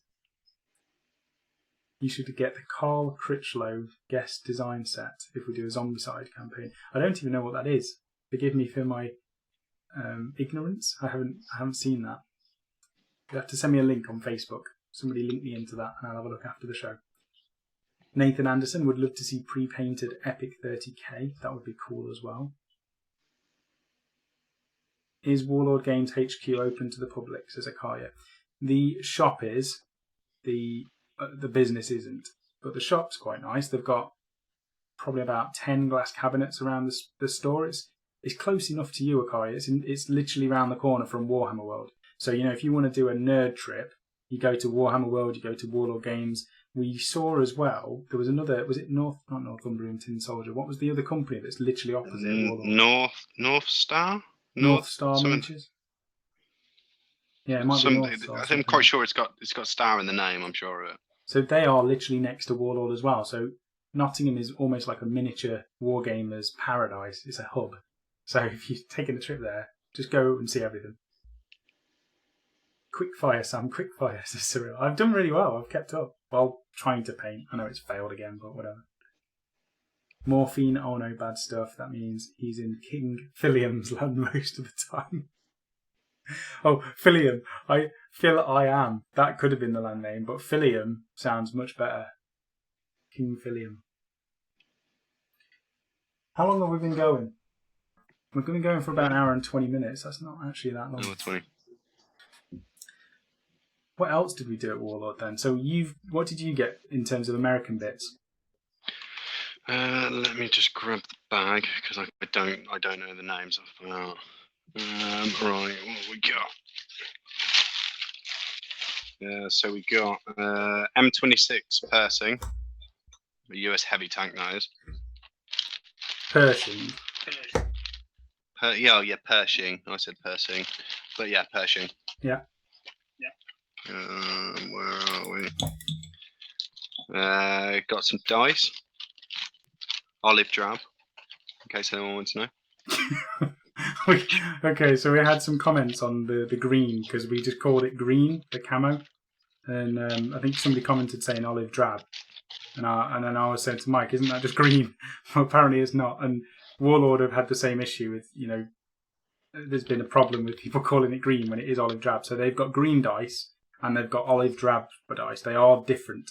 So olive drab dice were definitely one of the things that you needed, and that's what you got, Mike. To go with my sandy coloured dice. I got US Airborne Jeep, Airborne HQ, and I got 3 US Airborne 30 cal MMG teams. And then I think there was a limited edition character. I'm not sure if it's a character or what the actual it's a HQ name of it. Yeah. I think that was all of it. I think. Yes, that's all of it. So it's quite a lot. It's good though. And tank wise, I mean, I've got quite a range of choices now for the Germans. Thanks to, so obviously Rubicon gave us 3 tanks and 2 transports each. And then we got an additional, you got the Pershing from Warlord and the little Jeep. I got a little Kubel wagon and the elephant as well. So that's another tank destroyer. And then on top of that, we got the one. Patrick donating the 2 Panthers, one of which is going to be himself. Manic Chiv, thank you for subscribing. Don't forget we got the cows as well. Oh yeah, we got some livestock. I think you've got them, Mike, because I can't find them here. I've not got them. Oh no. Oh no. Oh no. They might be in my bag then. We got some dead livestock to scatter around the field, like dead cows. Was there anything else in there, or was it just dead cows? A horse, maybe? Oh, that's a shame. Kid Blams is saying it's called Pewter Valley. And Akaria is saying Nottingham is nerd heaven. It is indeed. War Games Foundry is in Nottingham as well. Oh, sorry, not Mantis. I didn't know what Mantis was. Mantic Games, yeah, that makes sense.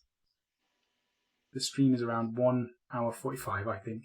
Close to 2 hours, because I've had 2 smokes and 2 wheeze. That's one way of tracking it.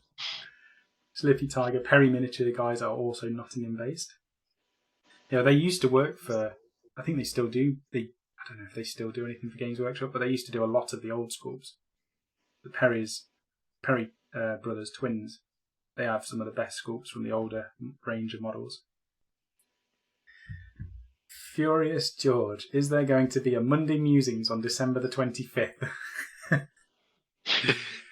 You know what? If Phil doesn't do one, I don't know what's happening this year for Christmas, whether I'm going to be at Phil's, whether I'm going to be... I don't think I'm at family around, because we do 1 year at our families in Derby, and we do 1 year where we stay at home, just me and Rach. So this year is the year where we stay at home, which means we could potentially do a Christmas show.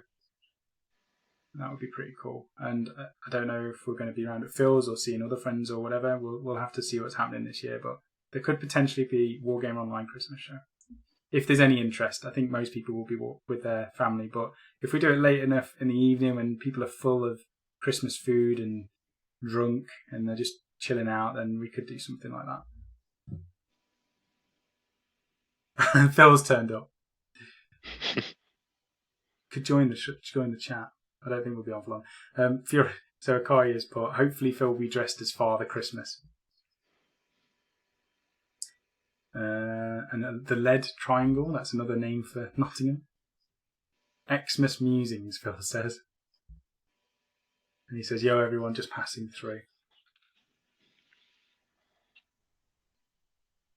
I can hear a car outside. It sounds like Rachel may be home as well.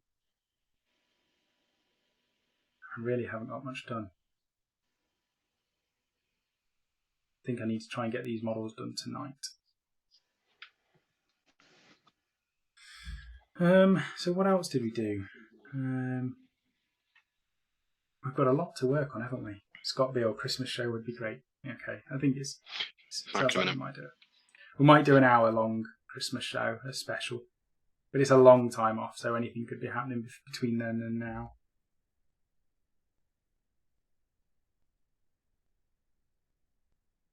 So the idea was I was supposed to be getting these base coats done and then at least washing it before the end of the show. And what's happened is I've done a bit of the brown and a bit of the red.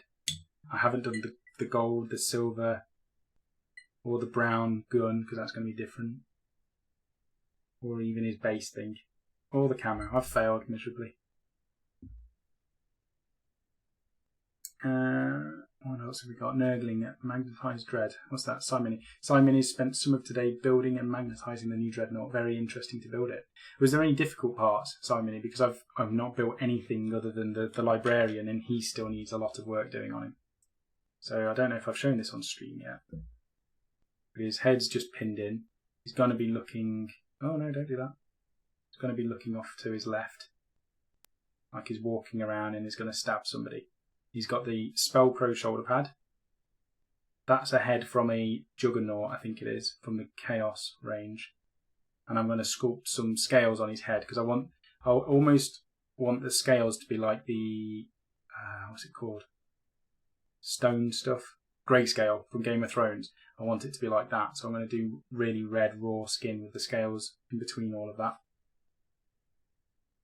And then I've just sculpted a few scales on here. That was the first time I tried it as well, so they've not come out bad. I have filmed it. If anybody is interested in seeing how to attempt scales for the first time, I can upload it. And then I've just sculpted a finger on here as well, just because I had to chop it up from a different hand. This was holding a gun, so I had to make that work. And then there's one of these blades which has been attached, and it's quite a sturdy one rather than the resin ones that I got cast from Mark at Warlord Games. Overall, though, he's looking quite angry. And the test model is still primed. And this is the other one. I've also tried sculpting hair for the first time. It didn't work out very well. Got a lot more to practice with. But he's got like a bone coming out of his head. Very useful to use for black dragons. But this guy is the first Reaver, so this is the test model. I've sculpted some scales. This was the bare-headed model that came in the easy to build set. So it's going to be skin with some scales on it and a horn coming out of his head. And then he's got the skull mask. And then I've just changed some of the arms around to make it fit a little bit better. He's got the blades on both of his wrists.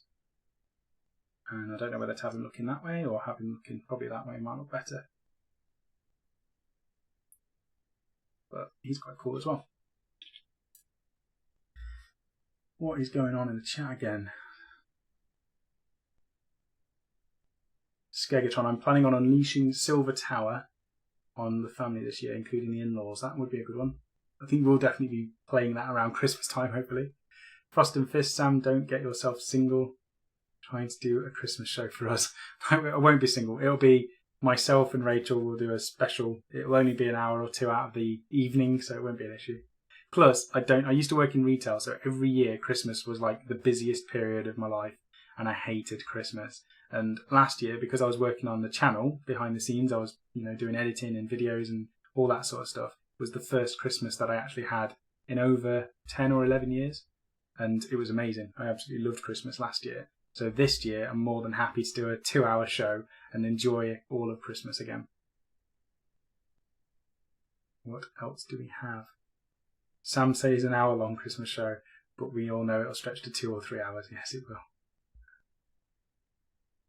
John Slater, I did say on the chat, I'd be amazed if you actually painted anything whilst reading the chat. I've got to try, John Slater, and, done 2 colours.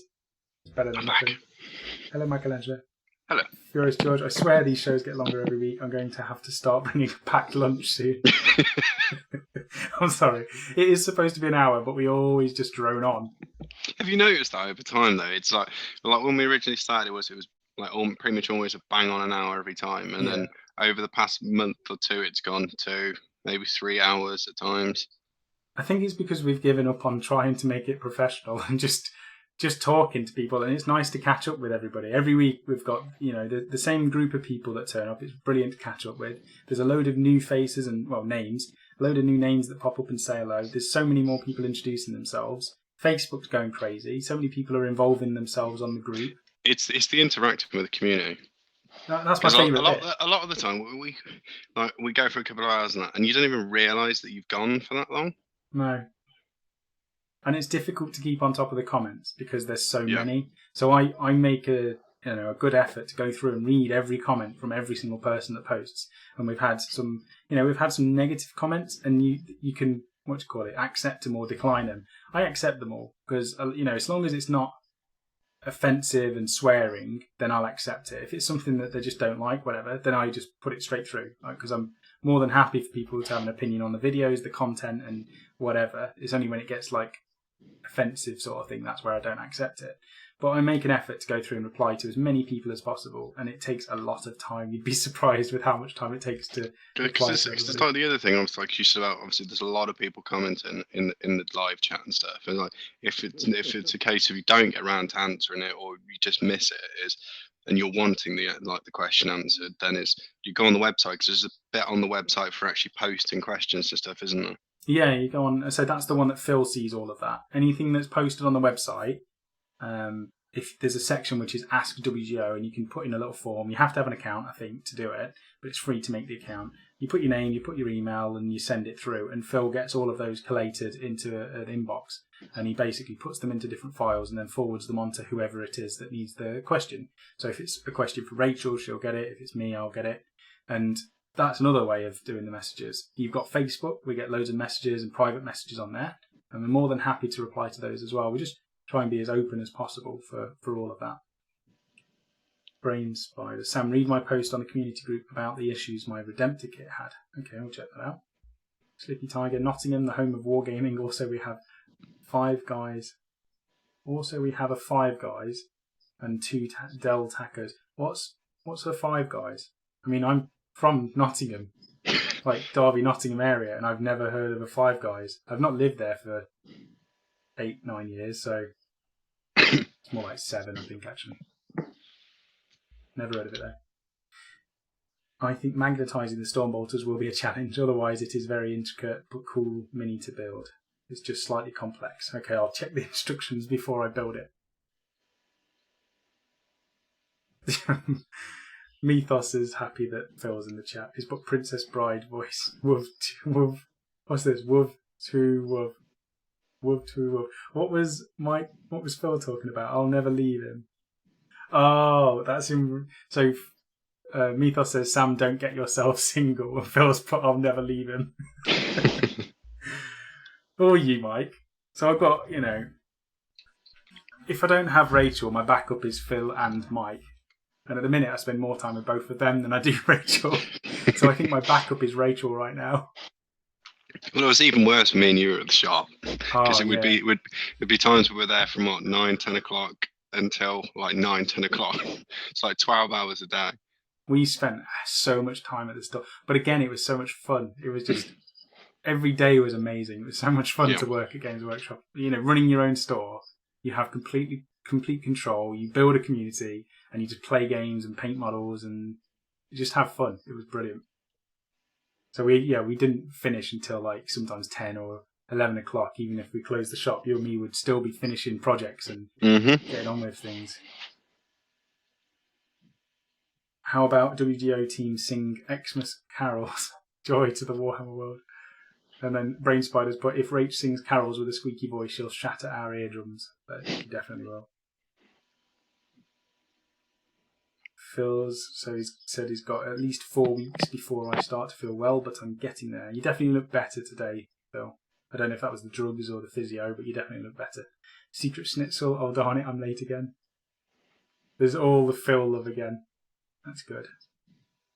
24-hour Christmas special is the only way to go, really. Oh, we're not doing that. Rachel will leave me if we do 24 hours Christmas special. If people are up for it, I reckon we could do 24-hour shows. Maybe once a year we do a special where we plan it. We plan a bunch of stuff to do and we just get on with it. We probably would be best going to Phil's when he's got stable internet and just sitting in his garage for 24 hours and just building and painting and playing games and just having fun and just streaming the whole thing. That would be really cool. What else do we go? Give it a few more months and the chat will be winding down at around 8 a.m. UK time. Yeah, we're going to have to bring that back. Oh no, it's going again. The chat. Scott Beale, I have to say the chat is one of the things I truly love about your channel. Thank you, Scott. And that's not even us, that's everybody who's in the chat. So thank you, everybody, for making this channel better than it is. Secret Snitchel question, what's the ideal minimum time to let my Forge-World models soak before scrubbing and assembly? To be honest, I don't really do the whole soak thing. I either let Phil put them through the sonic cleaner and then they're done when they're done, or if I'm doing it by hand, and I've never really had an issue with it, I just get warm soapy water, chuck them in there for about 10-15 minutes and then scrub them with an old toothbrush, a soft toothbrush. And that's pretty much all I do. I obviously rinse them. I did a video actually on cleaning resin. As simple as it is, there's a video on cleaning resin. I think when I done it, I don't even know if I even left them to soak. I think it was just a case of using warm soapy water and giving them a clean. I don't even think I even left them to soak. You don't necessarily need to. It's his Leviathan. He wants to start it as soon as possible. I'd say 15 minutes. Scrub it. Put it in some clean water after you've done that, so you get all the soap bubbles off it, and then you'll be good once it's dried. Ooh, Simony, I have a question. What's the trick with the Vaseline and green stuff? I have a few gaps on this dreadnought. So use rubber-tipped tools. You can get clay shapers, and you basically just put Vaseline on the end of the rubber tip, and that's pretty much it. You just use it to sculpt the green stuff around whatever you want, and it means that your tools don't stick to the green stuff. You can also put some on your fingers as well, so that if you're picking up green stuff and rolling it around, they don't stick to your fingers as much. If you put it on a surface, you can put a tiny... This is only a tiny bit of Vaseline. Don't cover it, otherwise it won't stick to anything at all. You'll struggle to do anything with it. But it also blends... what I use... Let me see if I've got it to hand. I generally always have this stuff to hand. I used to just use normal Vaseline, and now I use this from Green Stuff World, Sculptor Vaseline. And this is blue. And I've used this a fair bit, and you can see you only ever really need to buy 1 tin of this stuff. But this helps. I don't know if it's just a gimmick, or whether it is better than normal Vaseline. It could be a placebo effect, but in my head this works better. But it helps blend the layers of green stuff. So if you're sculpting something and you're wanting to blend the layers of green stuff together to make it more seamless, using Vaseline will help do that and thin it down even more. The rubber tools that I'm talking about are these things, and I generally only use 3, although you can use hundreds of different tools with different shapes. Generally though, I've got this one which is it's got an angle on one side and then it's almost curved or flat on the other side. I have one which is angled, so it's got a straight edge on both sides there, and then I've got one which is rounded. And then on top of that, I always use the metal... Ooh. There's all sorts in these boxes. That's my wet pallets. Where is it? I've got loads of different ones actually, but any sort of metal shaper with a hard point, they're really good. Anyway, we can talk about tools another time.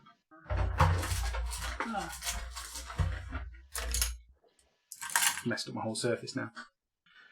Skegatron, I watched your last week's after it was live. Only by chance did I see you guys were on tonight. I like it. I would also recommend No One Can Tell, Just for Men.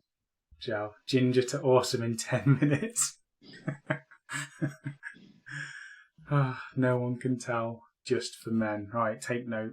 The thing is, I'm not really that fussed that I'm ginger. I know a lot of people say gingers don't have souls, but there's no point hiding that.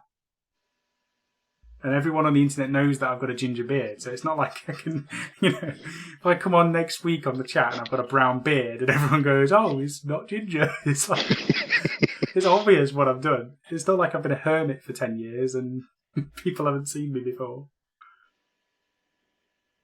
But imagine that. Imagine if I dyed my beard and then over time it just started to seep through and you could see the ginger. How betrayed would everyone be? You're a ginger. You hid this from us. Squeak's back. Oh, good Squeak. No Prob Llama. Five Guys is a fancy burger joint. Don't waste your money at Five Guys. Head to Annie's Burger Shack. Okay. This is how far behind the chat I am. And Squeak's finished his knife as well. Surreal. Sam is Robin Hood. Rachel is Marion. Phil is Little John. And Mike is Will Scarlet. That explains everything.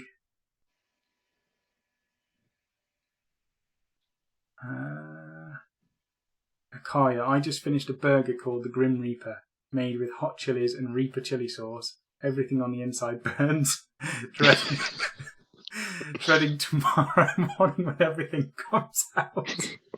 Oh dear. This is admin. This is moderator Akaria keeping the chat on point as always. Simon, thanks for the tip, Sam, especially for answering questions on Vaseline and tools on a late night Friday. It could have gone wrong so easily. It could have done, but I've not. Yeah, it's all good. Secret Snitchel has a ginger beard, which is strange. It is strange. I've got brown hair and a ginger beard, but can't do anything about it other than dye it. Kiblams, I enjoy your copper beard, Sam. There's probably a fetish out there that people do enjoy ginger beards. Maybe one day it will be a bonus. Furious George, no, Sam, you almost have a ginger beard. Yeah, I don't have the beard. I just have a bit of ginger on my chin. Here we go. The bullying started. It's ended for a good over a month, I'd say, the bullying wasn't really there, or it was rubbish. It was a crap bullying session every single week. You all failed me. Now it's started back up again. Gingers have souls. They gain a freckle for every one they take. I've got quite a few freckles. Surreal. To anyone who knows the YouTube wargaming community, I'm going from being closer to mini wargaming to being closer to Frost and Fists. Frost and Fists are awesome.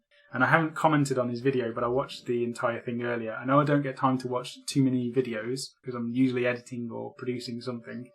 But I sat through Frost and Fist's latest chat, and he's got a really good bit about his background where he's talking about his Silver Moon Space Marines, his Space Wolves basically, and the story he's got behind it and why they were called the Silver Moons and the character that had that name first of all. It's quite good actually. Worth watching that. Nurgling, I think you should dye your beard all grey, then you can be the wise one, Sam. I can't be any wiser than Phil. Phil is the wisest. Phil's put my eyebrows are bigger than Sam's beard. Surreal. My beard sheds Sam's beard in a day. And Gonk, he's not said anything, or she, I don't know if it's a he or she, but Gonk has not said anything through the whole chat. The first word is Chinga. And Frost and Fists, it was summer vacation, Sam, now bullying is back in session. Wow, okay. Okay, right, so I think we could probably wrap this one up because it's not like I'm going to get anything painted. I might switch this. Let me switch this around and I can at least say goodbye. You can see my spots on my face again. My horrible spotty nose.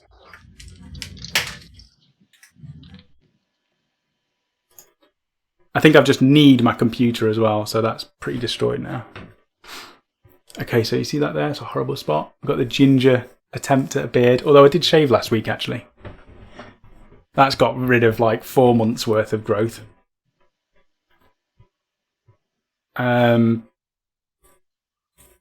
Frost and Fist, I'm honoured to make the list with your limited time, Sam. And I appreciate your kind words about my lore. No, I do watch a lot of videos, to be fair. In the background when I'm painting, I have videos on, or audiobooks. I'll watch quite a lot of stuff. Kablam's got some good tips on there. Big McDanskull, I normally watch his updates because he did one... what did he do recently? It was the WGO Chronicles update that I saw. But he has his Sigmar Saturday or Sigmar Sunday or Not So Sigmar. I forget the names, but Saturday and Sunday there's normally something from Big McDanskull that I watch. What else is there? Frost and Fist, obviously, they're the ones that I try and watch as often as possible. Nurgling has got a lot of good videos. Very much giant based or Nurgling based or converting in some way. So there's quite a lot that I do watch. Secret Snitch will know I need at least 30 more minutes of entertainment while I scrub resin. Well, there's over, I think we're on 213 videos on YouTube at the moment. So there's enough to fill 30 minutes of your time. And if you run out, there's probably another 50 videos extra on the website. And Gonk's put Pro Lurker here. You're doing a good job, Gonk. Nurgling, shave every day for a year, Sam, then you will be able to grow a manly dwarf-style beard. That's what I'll do then. I'll just shave every day. Okay, right, it's been an eventful one. How long have we been? Almost 2 hours now, so yeah. Thank you to everybody who has joined. Thank you, massive thank you to Al, £100 donation just off the bat. I'm glad the donation pop-ups are definitely working. Yeah, awesome. So massive thank you for that. Phil's got to go, guys, and get some sleep, but back with some hobby this weekend and hope to do Monday musings as well. That's good. Great show, guys. Thanks, Sam and Mike, and also Phil for popping in to hang out with us, miscreants. Scott Beale, I'm not sure, but I think I have more hair on my back than Sam has on his face. I think I've got more hair on my back than I have on my face. It just doesn't grow here. It's fine. And Ralph says thanks. He got some painting done. There's a lot of goodbyes. Okay, so we will be back. What shall we have tomorrow? I might be able to get a video out tomorrow because I've got a load of stuff that I need to finish. Maybe I might do a Wednesday. Every Wednesday we'll release the Bolt Action. We can do World War II Wednesday or something like that. And we'll release an update for that every Wednesday and try and keep on top of that. I don't know what's released tomorrow, if anything, but we shall see. Al is the champ of the day. Yes, Al is the champ of the day for sure. Unless there is a real latecomer. Yes, if there's a latecomer and it pops up before the end of the credits. Actually, it won't pop up in the credits. You've got about 20 seconds. Great show tonight, guys. Have a greasy weekend. Yeah, other than that, I think we're done for the weekend, aren't we? We've got the tournament on Sunday, which we're going to go to. We'll film whatever we can, take pictures of whatever we can. Mm-hmm. I think you're coming, aren't you? I was possibly going to be coming down, yeah. But not playing. No. Phil's going to try and turn up on the Sunday as well and film. And I'm going to attempt to play if I can get my stuff finished. So if anybody is in the Warwickshire area on Sunday, it starts at 10 o'clock. It's 4 games. We can get the details out to you. It's £10 for 4 games. And it's a 40k tournament. So you need a 1,500 point army broken down into different segments.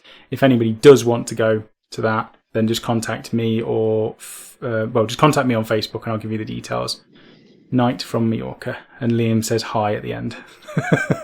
Okay. All right. Thank you, Mike, for joining me. And we'll see you all on Tuesday, potentially. See ya. Nice input there, Mike. It's alright. That's what I'm here for. See you in a bit, everyone.